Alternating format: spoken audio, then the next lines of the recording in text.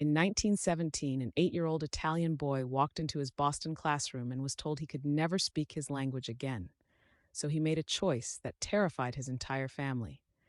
His name was Antonio Russo. He had just arrived from Sicily 6 months earlier. He barely knew English, but that didn't matter, because during World War I, speaking Italian in American schools was banned. Teachers called it unpatriotic, dangerous, a threat.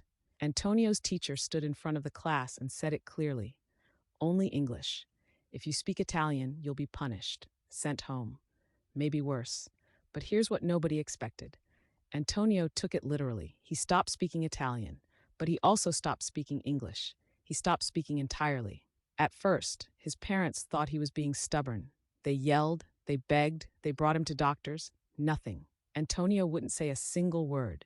Days turned into weeks. Weeks turned into months. His mother would cook his favorite meals, hoping he'd ask for more. His father would take him to the docks, trying to get him to talk about the boats. Silence. The neighbors whispered. Some said he was broken. Others said he was protesting.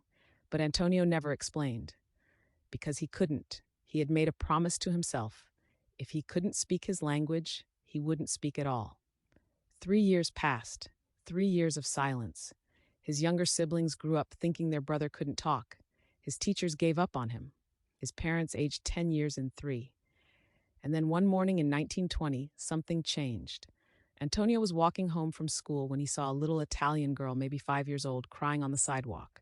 She was lost, scared, and she only spoke Italian. People walked past her. Nobody stopped. Nobody understood her. Antonio stood there, frozen, and then he heard her say it. Mama, voglio la mia mamma. I want my mama. And for the first time in 3 years, Antonio Russo opened his mouth and he spoke. In Italian, he calmed her down, he found her mother, and he never stopped speaking again, because he realized something that day. His language wasn't a threat. It was a bridge. It was his humanity. And no law, no teacher, no shame could take that away from him. Antonio lived to be 92 years old, and every single day he spoke Italian, loud, proud, unapologetic. Would you have stayed silent, or would you have risked speaking your language?